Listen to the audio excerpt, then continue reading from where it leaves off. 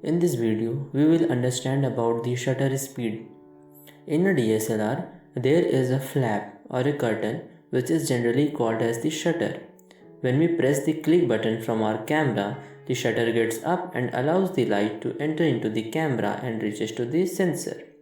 So, shutter speed is the time for which the shutter remains open, thereby allowing the light to enter.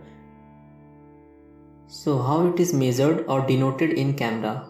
It is measured in a seconds of time rather in fraction of seconds. In a camera, it is shown as 1 by 30, 1 by 200, 1 by 400 and so on. Also it is represented as any number followed by the double quotation mark. The double quotation mark is the symbol for these seconds. So it is represented as any number. For example, 1 followed by the double quotation mark means 1 seconds. Similarly 4 seconds, 30 seconds and so on. As you can see in the image, this is the representation from the LCD of the Nikon D3300 DSLR.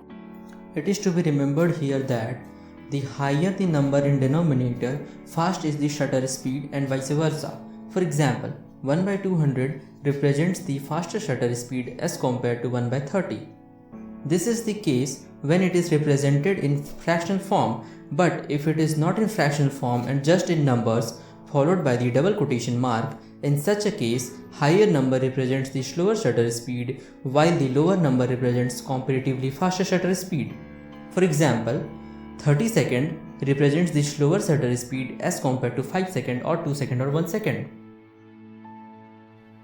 So here is a task for you guys. Tell me in the comment which is the fastest as well as the slowest shutter speed from the following: A 20 seconds, B 1 by 20 seconds, C 1 second, D 1 by 100 seconds. Now coming to the practical aspect. Again, just like the aperture, it is used to balance the exposure in your image. In a low light situations, you need to have a slower shutter speed. Similarly, in the brighter light or a daylight, you need to increase the shutter speed so that the sensor will be exposed for a less period of time and the less light will reach to the sensor. Shutter speed is also used to capture the motion. The fast shutter speed is used to capture the motion of birds, the running objects or the falling objects.